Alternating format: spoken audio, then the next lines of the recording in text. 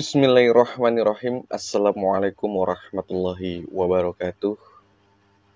Alhamdulillah kita masih bisa berjumpa kembali di channel YouTube Lintang Junior.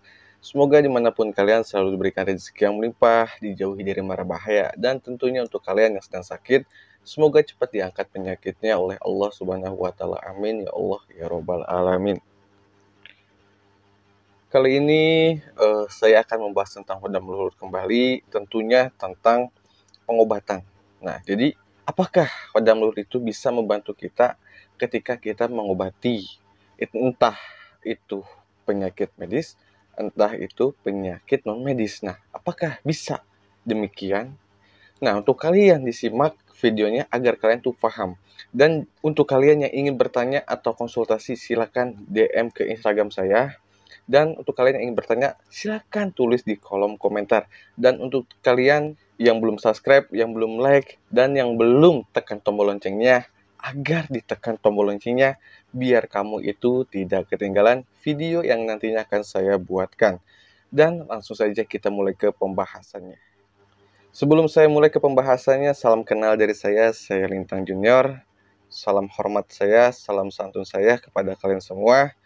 Dan kita langsung ke benang merahnya, yaitu apakah bisa hodam luhur itu mengobati pasien yang penyakitnya itu medis maupun non-medis. Nah, untuk kalian, saya jelaskan video ini dengan versi saya. Jika ada perbedaan di antara kita tentang pendapat atau versinya berbeda, ya mohon maaf karena ini versi saya. Dan menurut saya, hodam luhur itu bisa membantu untuk melakukan pengobatan medis maupun non-medis. Cara kerjanya seperti ini. Jika kalian memiliki hodam leluhur, terus darurat kondisinya, seperti misalnya kalian sedang bekerja di suatu pabrik, dan di tempat itu ada yang kesurupan. Nah, kalian ini biasanya tidak pernah mengobati orang kesurupan, tapi karena darurat kondisinya, ya, kalian punya rasa ingin membantu orang yang kesurupan itu. Timbulnya rasa itu dari hodam leluhur karena ingin membantu gitu loh ya. Nah, seketika kalian itu langsung menolong orang yang kerasukan tersebut. Dan apa yang terjadi nantinya yang kalian alami itu akan melakukan suatu hal yang di luar nalar. Biasanya gitu ya. Jadi yang nggak pernah kalian lakukan itu, jadi kalian tuh ngelakuin. Contoh gini, misalnya ya, kalian lagi duduk nih, orang kesurupannya di bawah. Nah, kalian tuh tiba-tiba pengen megang kepalanya. Entah itu megang bagian perutnya, entah itu megang bagian kakinya. Tiba-tiba pengen seperti itu. Jadi, yang kalian alami ini itu oleh hodam leluhur ya. Jadi, hodam leluhur ini membantu kalian untuk melakukan pengobatan yang kena kerasukan. Nah, energinya hodam leluhur itu masuk ke badan kalian sehingga kalian tuh punya insting pengen megang kepala misalnya. Nah, megang ke situ. Terus bisa megang ke perut. Nah, terus megang ke bagian kaki. Biasanya seperti itu. Terus apa yang dibaca? Nah, ketika kalian megang kepala, misalnya ya, terus kalian tuh pengen tiba-tiba pengen baca Al-Fatihah misalnya, atau surat Anas, surat Al-Falaq, atau Ikhlas, ayat kursi misalnya, dan lain-lain. Nah, itu tuh dorongan dari rasa keyakinan ya.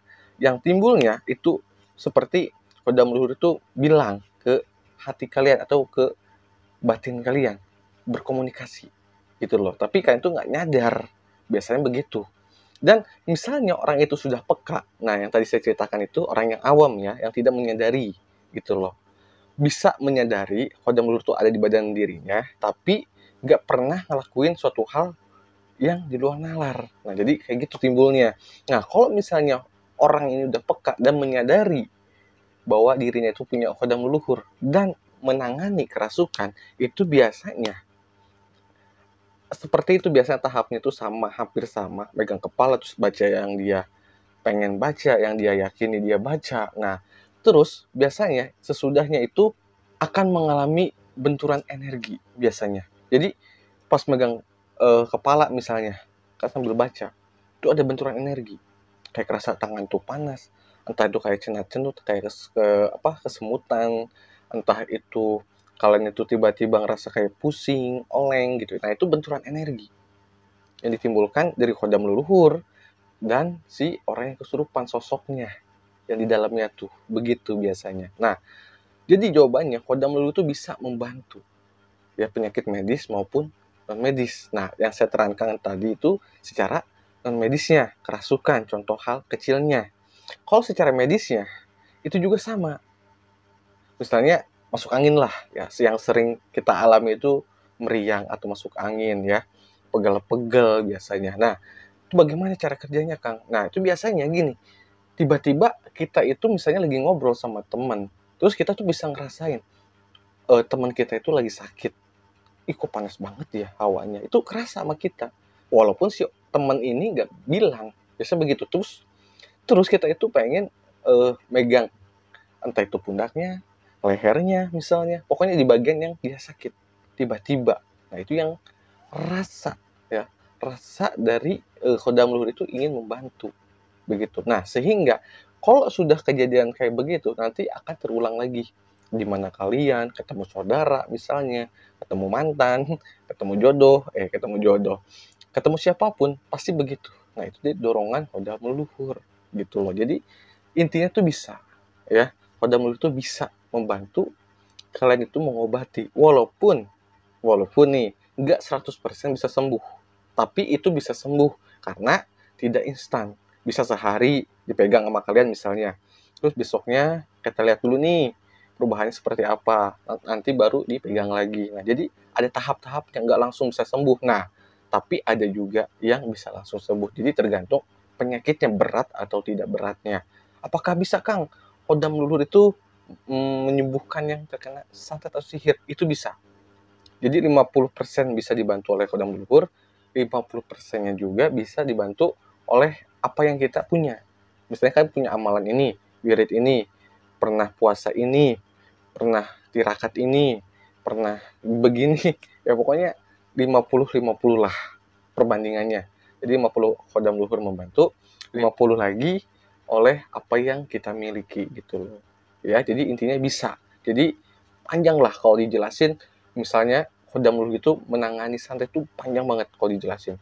Tapi kalau kalian penasaran, tulis di kolom komentar bagaimana cara kerjanya kodam leluhur itu mengobati santet ya. Ya, cara kerjanya seperti apa. Kalau kalian penasaran, tulis di kolom komentar dan jangan lupa di-subscribe, di-like dan ditekan tombol loncengnya agar kalian tidak ketinggalan video selanjutnya. Nah, di sini saya pamit undur diri. Mohon maaf bila ada salah kata atau ketidaksamaan. Saya pamit. Wassalamualaikum warahmatullahi wabarakatuh.